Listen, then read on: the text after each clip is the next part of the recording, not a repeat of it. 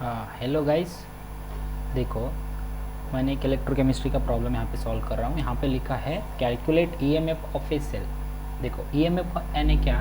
Electromotive force. Electromotive force is nothing but E cell हमको यहाँ पे कैलकुलेट करने के लिए बोला है, बरोबर। ई सेल हमको कैलकुलेट करने के लिए बोला है। ये देखो एक इलेक्ट्रोकेमिकल सेल का रिप्रेजेंटेशन है, सेल रिप्रेजेंटेशन है। सो ये जो इलेक्ट्रोकेमिकल सेल रिप्रेजेंटेशन है इसको हमको कैलकुलेट करना है, इसका पोटेंशियल कितना है। तो पोटेंशियल हम कौन सी फॉर्मूले से हम लिख सकते हैं? वो नट्स इक्वेशन है। नट्स इक्वेशन क्या है? E cell equals to E naught cell 2.303 R T divided by n F. Okay, ये फॉर्मूला है। इनटू क्या? Log to the base 10। यहाँ पे आता है प्रोडक्ट अपॉन रिएक्टेंट। ये देखो, नहीं तो यहाँ पे हम लिख सकते हैं, इसको हम बोलते हैं, इसको हम ये भी लिख सकते हैं, log to the base 10 Q बोलते हैं। ये जो क्यू है रिएक्शन कोएफिशिएंट है, is nothing but product upon reactant. फिर हम ये जो प्रोडक्ट अपॉन रिएक्टेंट है, हम इस सेल को देख के इसका रिएक्शन लिख के हम इसको यहाँ पे पुट कर सकते हैं। ओके, यहाँ पे ऑलरेडी ई नॉट सेल तो दे दिया है ऑलरेडी। और यहाँ पे क्वेश्चन में और एक लिखा है एट एसटीपी कंडीशन। यहाँ पे क्या बोलते हैं? At STP condition. STP condition यानी क्या? Standard temperature pressure condition. Standard temperature यानी कितना रहता है? Temperature 298 kelvin. सो यहाँ पे हम फर्स्टली हम यहाँ पे सॉल्व करते हैं। ये जो n है ये नंबर ऑफ इलेक्ट्रॉन एक्सचेंज्ड है। ये जो कांस्टेंट है टर्न, ये जो कांस्टेंट है 2.303, एंड ये जो r है गैस कांस्टेंट है। ये क्या है? Gas constant 8.314। इसका यूनिट है जूल पर केल्विन पर मोल। यूनिट इंपॉर्टेंट है यहाँ पे, आप देख सकते हैं मैंने यूनिट कैसा लिखता हूँ यहाँ पे T क्या है? 298 केल्विन। ये है टेम्परेचर, इसका भी यूनिट क्या है? केल्विन। केल्विन पे टेम्परेचर को लेना है। यहाँ पे F क्या है? फैराडे कांस्टेंट, उसका वैल्यू है 96500 अप्रॉक्सीमेटली कूलम पर मोल। यहाँ पे देख सकते हैं आप। सो यहाँ पे यूनिट कैंसिल कर सकते हैं, पर mole to per mole get cancel, kelvin to kelvin get cancel. इसका जो वैल्यू है अप्रॉक्सीमेटली आप कैलकुलेशन करने के बाद आता है 0.0591। इसका जो कैलकुलेशन करने के बाद आता है इतना वैल्यू आता है। फिर क्या बचा यहाँ पे? जूल बचा, यहाँ पे कूलम बचा। जूल पर कूलम इसका यूनिट हो गया। आपको वन मोर चीज़ यहाँ पे पता होना चाहिए, 1 वोल्ट यानी कितना होता है? 1 वोल्ट यानी 1 जूल पर कूलम होता है। 1 वोल्ट यानी क्या होता है? 1 जूल पर कूलम। 1 जूल पर कूलम। ये क्या है? वोल्टेज का डेफिनेशन। ये क्या है? वोल्टेज का डेफिनेशन। सो नेक्स्ट हम क्या कैलकुलेट करने वाले हैं यहाँ पे? अब हमको यहाँ पे क्या आ गया? ये जो कांस्टेंट है इसका हमने वैल्यू डायरेक्टली कैलकुलेट किया।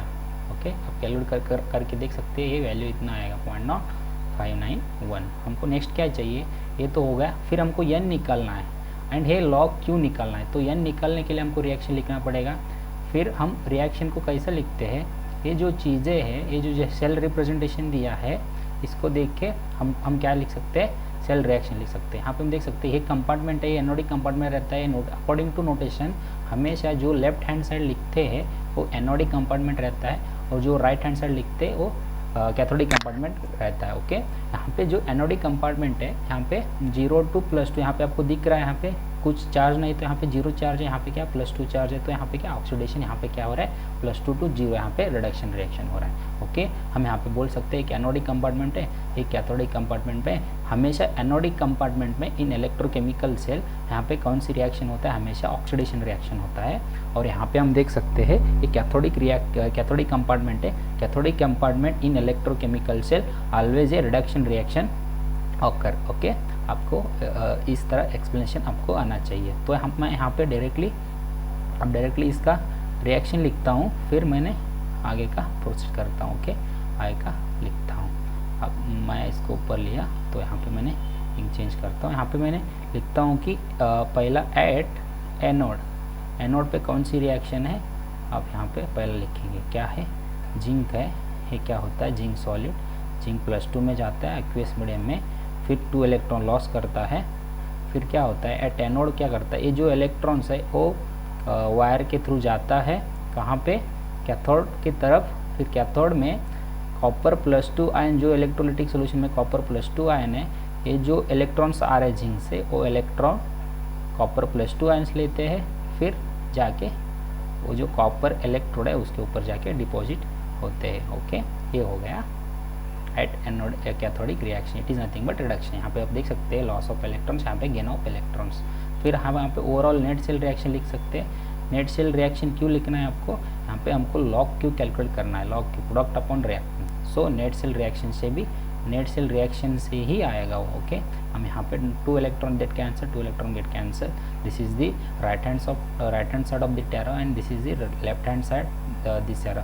बाकी कुछ कैंसिल नहीं होगा। यहाँ पे आप डायरेक्टली लिख सकते हैं जिंक सॉलिड प्योर फॉर्म में है, वो कॉपर +2 एक्वियस फॉर्म में, और यहाँ पे क्या है जिंक +2 प्लस कॉपर सॉलिड। देखो copper solid, overall cell reaction हो गया। ओके, ये ओवरऑल सेल रिएक्शन हो गया। फिर हमको अब लॉग क्यू कैलकुलेट करना है। तो कैसे करना है हम यहाँ पे देख सकते हैं। लॉग क्यू ये क्या होता है, log product upon reactant, log of product upon reactant. So log Q क्या होता है, base to the 10 product upon reactant.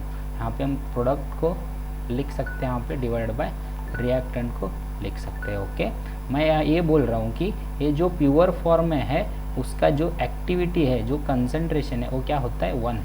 जो भी प्योर फॉर्म में है, ये भी प्योर फॉर्म में है, इसका भी क्या होता है वैल्यू 1 रहता है हमेशा। इनका जो एक्टिविटी रहता है, प्योर फॉर्म का एक्टिविटी रहता है, और कॉपर +2 और जिंक +2 है एक्वेस सोल्यूशन में है, ये मेटल स्ट्रिप है, प्योर फॉर्म का है, उसका एक्टिविटी 1 होता है, और जो आयंस रहता है उसका मोलरिटी रहता है। इसका मोलरिटी ऑलरेडी क्वेश्चन में गिवन है, वो क्या है 0.1 मोलर, 0.1 मोलर। सो प्रोडक्ट को मैं लिखता हूँ यहाँ पे जिंक +2 का कितना दिया था, डायरेक्टली मैं वैल्यू पुट करता हूँ 0.1 मोलर, एंड इसका जो एक्टिविटी है कॉपर सॉलिड का मैंने यहाँ पे 1 पुट किया, और जिंक सॉलिड का फिर से 1, और कॉपर +2 का फिर से 0.1 मोलर दिया है। ओके, ये होगा इतना, तो 0.1 इंटू 1 कितना होता है 0.1 divide by 0.1। So log A upon B क्या होता है, log A minus B, log A minus B.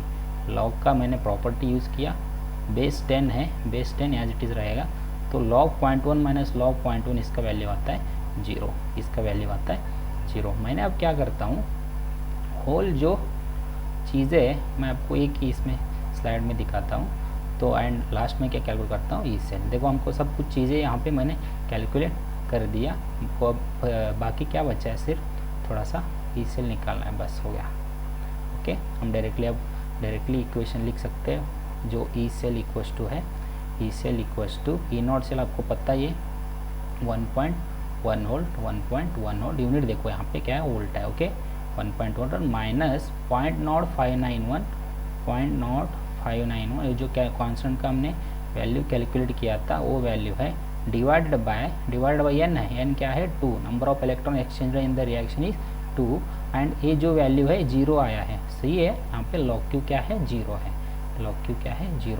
So 0 into any term all this become equals to 0, जो आंसर क्या हो गया 1.1।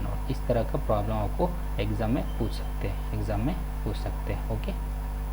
ये हो गया E of the cell, E of the cell, ये देखो E of the cell, E of the cell. Okay, thank you. मैं इसको थोड़ा जूम करके दिखाता हूँ फिर से आपको, एक बार क्लेरिफाई हो जाए।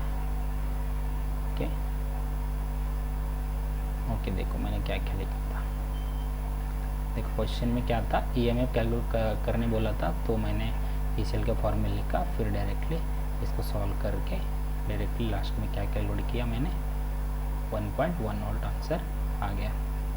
Okay, thank you.